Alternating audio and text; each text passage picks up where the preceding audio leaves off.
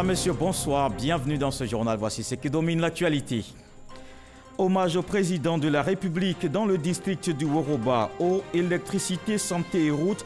Les populations saluent les actions de développement du chef de l'État. Le président de l'Assemblée nationale est en tournée dans la localité. Amadou Soumaoro était à Mankono, première étape de la visite. Ils étaient en terre sainte pour le 5e pilier de l'islam. Le Hajj 2019 est terminé. Les pèlerins ivoiriens ont suivi toutes les étapes du pèlerinage. Ils sont de retour par vagues successives à partir d'aujourd'hui. 500 du contingent étatique ont regagné Abidjan cet après-midi. Et puis, attentat sanglant en Afghanistan ce dimanche. Au moins 63 personnes tuées, 182 blessés. Un attentat kamikaze qui visait une fête de mariage à l'ouest de Kaboul. L'attaque revendiquée par la branche afghane de l'EI dans un communiqué. Le président de l'Assemblée nationale est en tournée dans le district du Woroba. Amadou Soumaoro a animé son premier meeting à Mankono, chef-lieu de la région du Béré. Il a invité les cadres à l'union et à la cohésion. Élus, cadres et population ont rendu un hommage au chef de l'État pour ses actions de développement. Konaté Moussa. Le président de l'Assemblée nationale en tournée dans le district du Woroba. Première étape de cette visite, la ville de Mankono, chef-lieu de la région du Béré.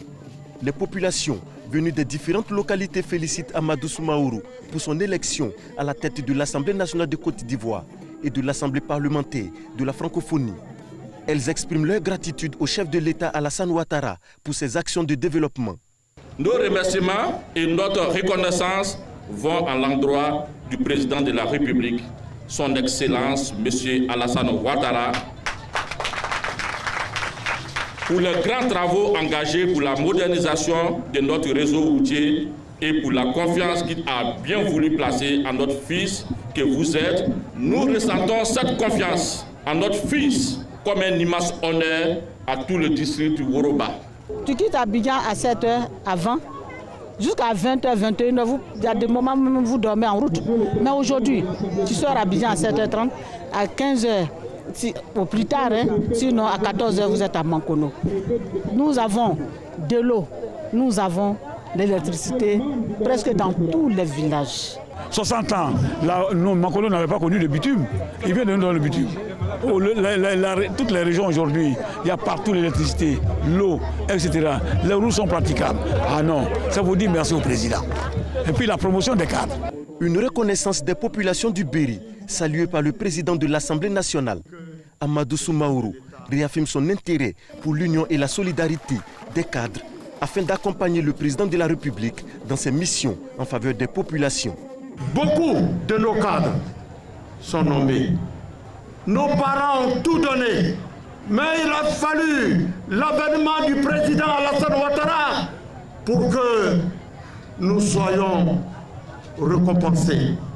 En moins de 8 ans, le président de la République a repositionné la diplomatie ivoirienne. Cette diplomatie patiente, cette diplomatie modérée, cette diplomatie efficace a repositionné notre pays au centre de la communauté diplomatique et au centre de la communauté financière internationale.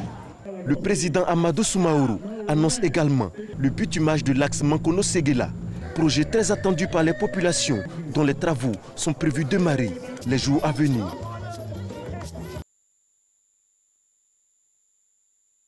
Au terme de ce meeting, on va les écouter. Je vous propose de voir cela dans cet extrait. Amener le président du Conseil de l'Assemblée nationale à ce niveau-là, mais il a un soutien, un immense soutien, qui est le président de la République de Côte d'Ivoire, le président Alassane Ouattara. Nous lui disons infiniment merci. C'est la manifestation de reconnaissance et la manifestation de gratitude à l'endroit du chef de l'État à travers ce qui vient d'être fait pour le Béré. Parce que nous étions loin d'imaginer qu'un jour, peut-être le responsable de la deuxième institution du pays viendrait de notre région. 70 000 poches de sang, c'est le gap à combler. Opération Vision 2020, Amadou Gon Coulibaly apporte sa contribution. Le mouvement initie une caravane nationale de collecte de poches de sang à Niamey et Treichville, les premières localités visitées ce dimanche. On fait le point avec Théodore Zouzou, Boko Clément. Avoir du sang disponible et combler le gap annuel de 70 000 poches de sang en Côte d'Ivoire est la préoccupation des démobilisés, membres du mouvement Opération Vision 2020 Amadou Gon Coulibaly. En cette année d'action sociale, ils veulent contribuer à travers une caravane nationale de dons de sang à la mobilisation pour atteindre l'autosuffisance en sang. En donnant du sang, c'est quand même une action sociale. Ça va permettre aussi de sauver des vies humaines et surtout permettre au Centre national de transfusion sanguine d'être autosuffisant parce qu'il y a un gros problème de manque de sang. Aujourd'hui, Dieu merci, la Côte d'Ivoire a gagné la bataille du sang propre. Maintenant, il lui faut gagner la bataille du manque de sang. Ça ne peut pas se faire si chacun de nous n'accompagne pas. Les démobilisés ont répondu nombreux à l'appel du mouvement Opération Vision 2020. Je donne mon sang pour sauver la vie des êtres humains. Une mobilisation qui réjouit le personnel du Centre national de transfusion sanguine et la représentante du maire de Treichville. À présent, nous sommes à 68 poches.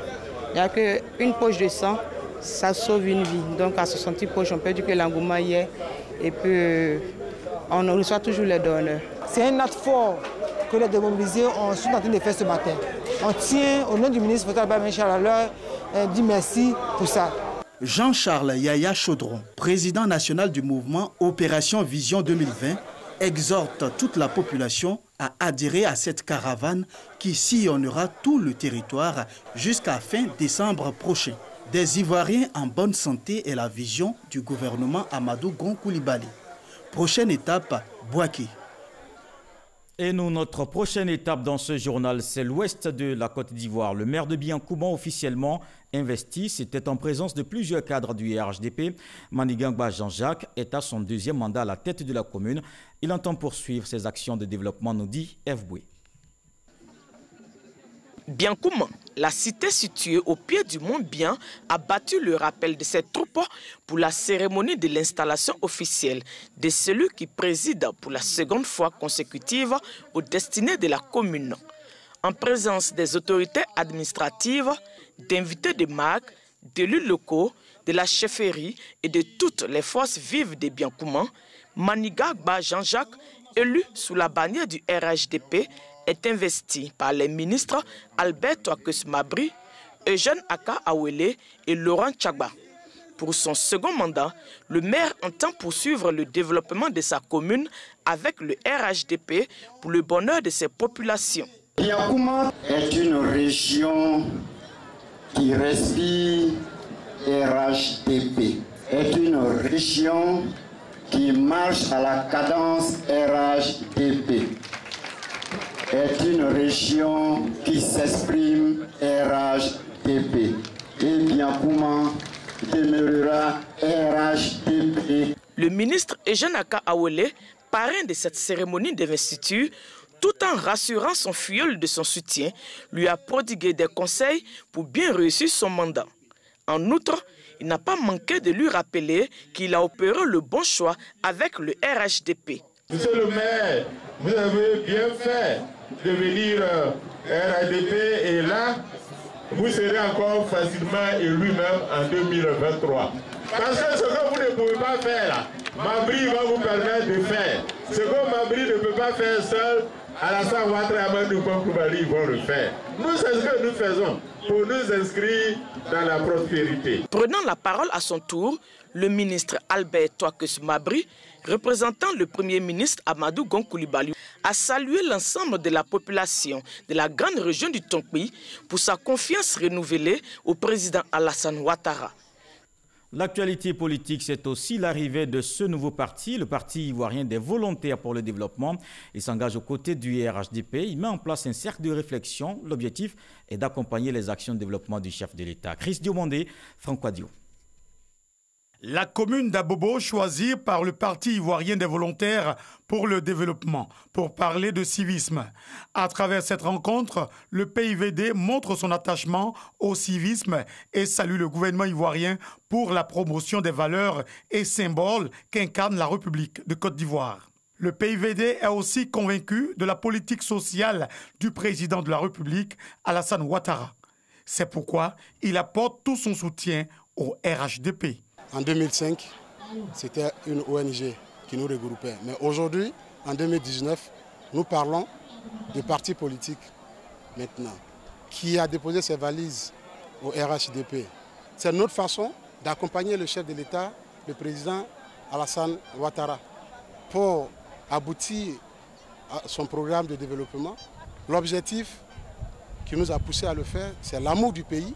Cette rencontre a permis à la jeunesse d'Abobo d'être informée sur le travail des autorités ivoiriennes et également de s'approprier le civisme pour l'évolution du pays. 2020 approche. L'électorat, c'est nous la jeunesse.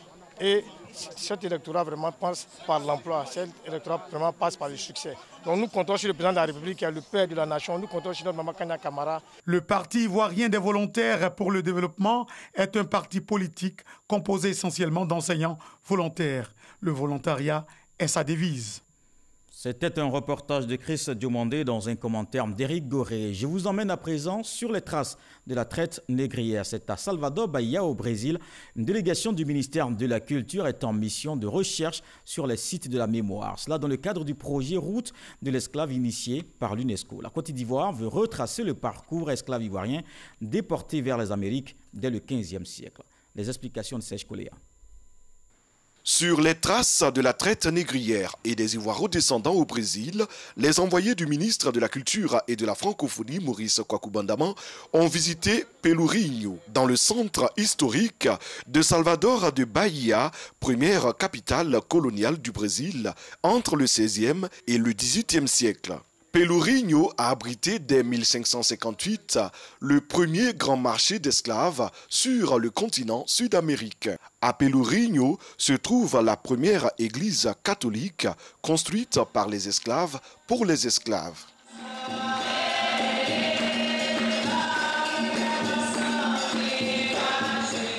Pendant l'esclavage au Brésil, les Blancs ne permettaient pas que les Noirs rentraient dans les églises. Donc les Noirs ont construit ces bâtiments-là pour avoir le droit d'entrer dans une église. Vous pouvez voir que la liturgie ici est spéciale. Il y a beaucoup d'éléments africains, il y a beaucoup de musique africaine. En ce lieu historique, la présence africaine est bien visible, avec notamment la maison du Nigeria et surtout la maison du Bénin, un musée bien fourni qui fait le lien entre le Brésil et l'ancienne république du Dahomey. Toujours à Salvador, dans l'état de Bahia, les équipes de chercheurs se sont rendues au sous-sol de l'église du 3e ordre de Carmo.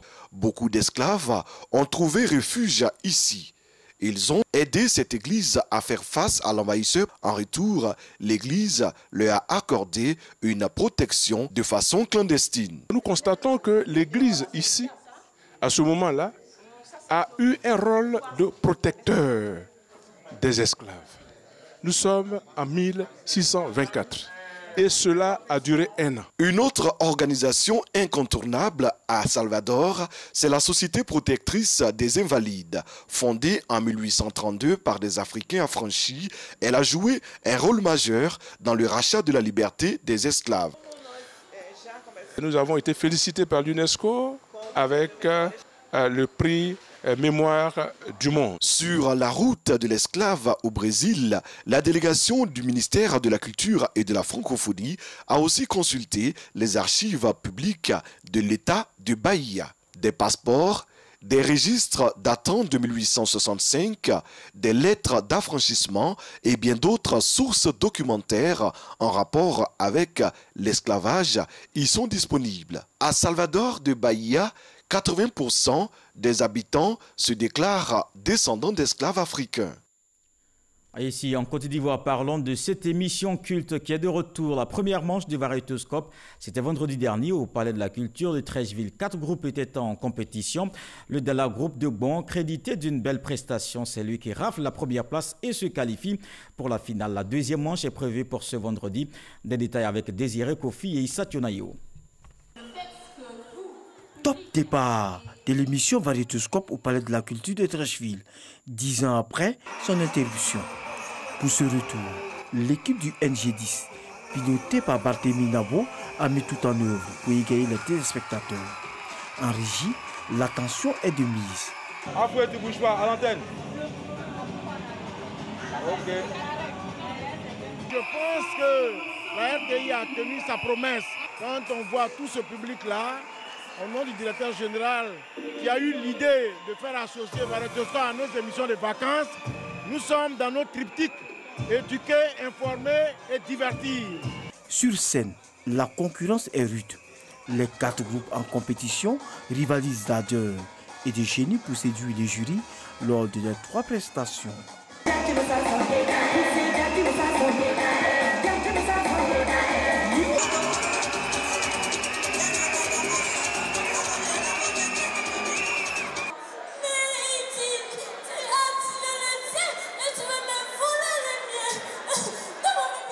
Des prestations qui ne laissent pas indifférents les inconditionnels de l'émission.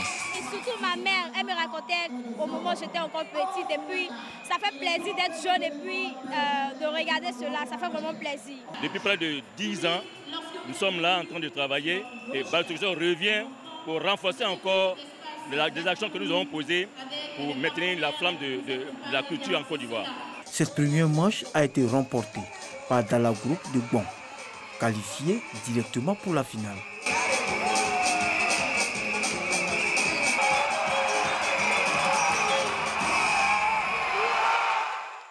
La deuxième manche est prévue pour le vendredi 23 août à 16h au Palais de la Culture de Treichville avec comme artistes invités la Tigresse Sidonie, les leaders Bebeto venus du Burkina Faso. Pour le village Variétoscope, Sombil sera l'attraction.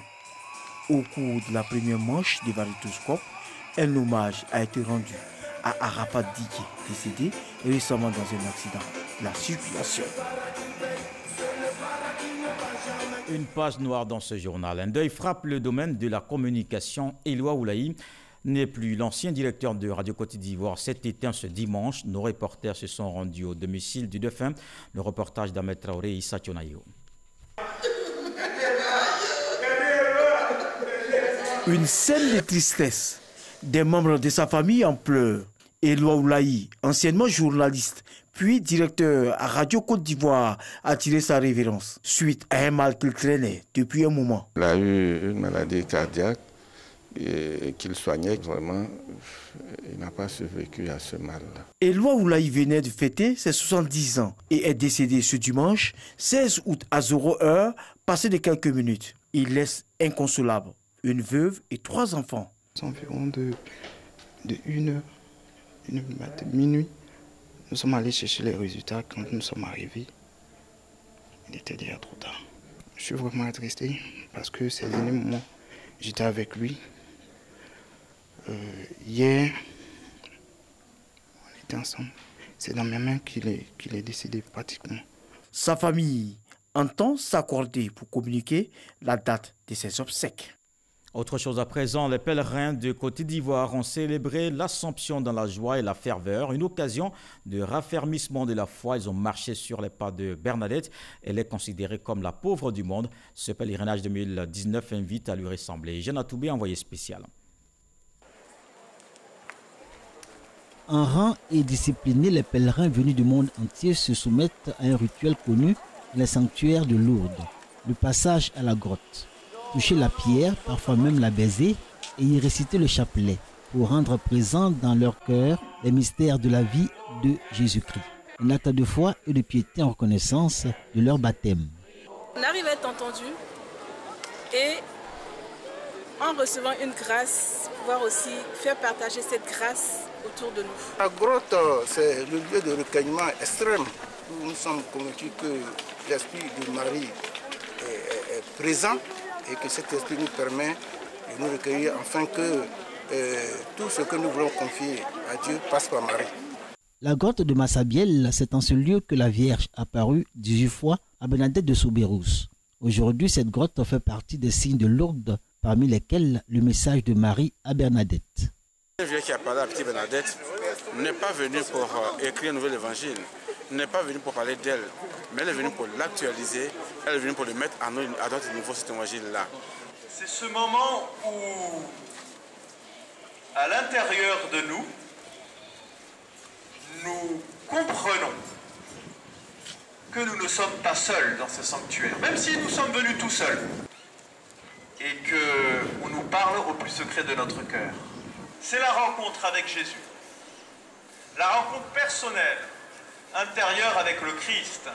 Bernadette de Soubirous était une fille pauvre, fragile et sans éducation.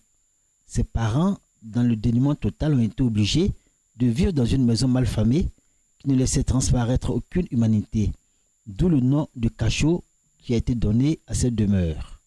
Bernadette, la pauvre du monde, selon Monseigneur Luc Ravel, président du pèlerinage 2019, verra sa vie transformée après les apparitions de la Vierge Marie. Cette transformation tient de cette richesse particulière qu'elle a obtenue de sa rencontre avec Dieu par Marie. La Vierge lui a fait une promesse, celle de la rendre heureuse dans notre monde, le ciel. Sur terre, elle se donnait tout entière à Jésus, fascinée par le Christ en qui elle trouva le bonheur promis. Ainsi, les chrétiens du monde entier sont invités à devenir heureux, comme Bernadette. C'est le message qui filtre du thème de ce 146e pèlerinage à Lourdes sur les pas de Bernadette, à qui les sanctuaires de Lourdes consacrent cette année 2019. Sa foi était grande. Il faut que nous ayons cette foi en nous pour que le monde soit sauvé. Quand on regarde aujourd'hui tous les pèlerins qui viennent à Lourdes pendant le national, mais le restant de l'année, il y a toutes sortes de gens qui viennent ici. Il y a des gens malades, il y a des gens en bonne santé, il y a des riches, il y a des pauvres, il y a des gens qui sont très croyants, des gens qui ne sont pas croyants. Il y a même des gens d'autres religions qui viennent ici parce qu'ils sentent qu'il se passe quelque chose ici, pour que tout d'un coup des millions de personnes soient à leur tour interpellées par cette ville. Ça, c'est vraiment la bonne nouvelle de Lourdes. Entre les apparitions et sa mort, Bernadette était religieuse dans la congrégation des Sœurs de la Charité de Nevers, où elle s'éprouvait au service des malades indigents. Autant elle avait découvert que Dieu est proche des plus pauvres, autant elle s'est mise à leur service pour leur donner du bonheur.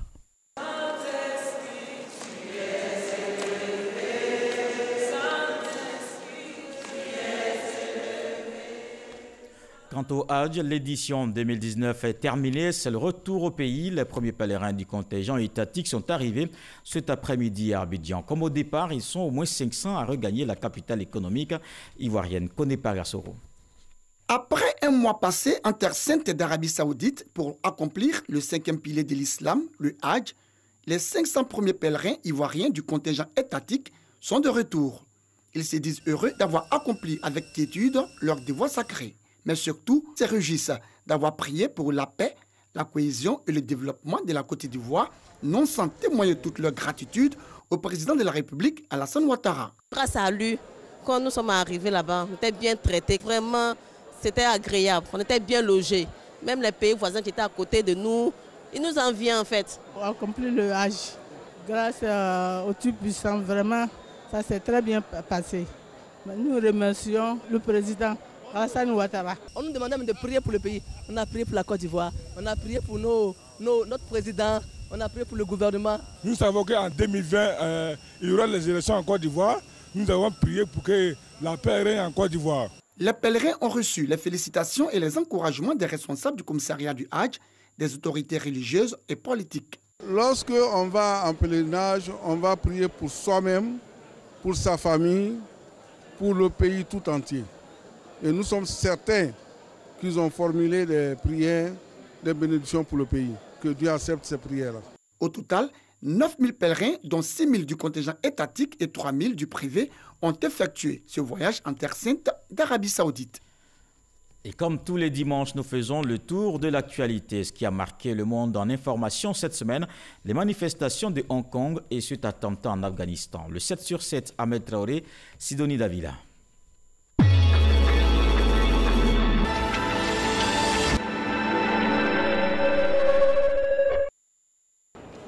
L'aéroport de Hong Kong a annoncé l'annulation pour lundi de tous les vols au départ et à l'arrivée, en raison de l'ampleur d'une manifestation dans son principal terminal. C'est une décision importante pour cet aéroport, reconnu au plan international pour son efficacité et qui était, en 2018, le 8e aéroport le plus fréquenté au monde avec 74 millions de passagers. Le Kremlin, confronté depuis un mois au plus fort mouvement de contestation du pouvoir en Russie de ces dernières années, a réfuté mardi toute crise politique et défendu la fermeté de la police accusée de violence sur les manifestants. Amnesty International dénonce un recours à la force et appelle à la libération immédiate des protestataires pacifiques. 26 candidatures ont été validées sur les 97 présentées à la présidentielle tunisienne, anticipée du 15 septembre prochain. Annonce faite mercredi par l'instance chargée des élections, au terme d'un examen préliminaire des dossiers. Selon cette même instance, les candidatures qui n'ont pas été retenues ont jusqu'au 31 août prochain pour déposer un recours. Il y a 75 ans, les forces alliées débarquaient en province, en l'honneur des 450 000 soldats qui participèrent au débarquement allié en province en 1944. Une cérémonie commémorative a eu lieu jeudi à Saint-Raphaël dans le sud de la France. Le président français Emmanuel Macron, avec les présidents ivoiriens Alassane Ouattara et guinéen Alpha Condé, participaient à cette initiative qui vise à rendre hommage aux soldats africains qui ont participé à la libération de la France. La Corée du Nord a tiré vendredi 2 projectiles non identifiés en mer. Il s'agit du 6e essai effectué par Pyongyang depuis le 25 juillet. Le dirigeant nord-coréen Kim Jong-un a déclaré début août que ces tirs constituaient un avertissement solennel adressé à la Corée du Sud et aux États-Unis en raison des manœuvres militaires conjointes menées par ces 2 pays. Samedi, les militaires au pouvoir et les meneurs de la contestation au Soudan ont signé un accord historique ouvrant la voie à un transfert du pouvoir aux civils. Un accord final qui encadre une transition d'un peu plus de 3 ans et qui devra déboucher sur des élections. Les différents organes de transition devraient être mis en place dans les prochains jours. L'État islamique a revendiqué ce dimanche l'attentat qui a fait au moins 63 morts et 182 blessés lors d'un mariage à Kaboul. Le bilan continue de s'alourdir. Il s'agit de l'attentat le plus meurtrier perpétré en Afghanistan depuis le début de l'année.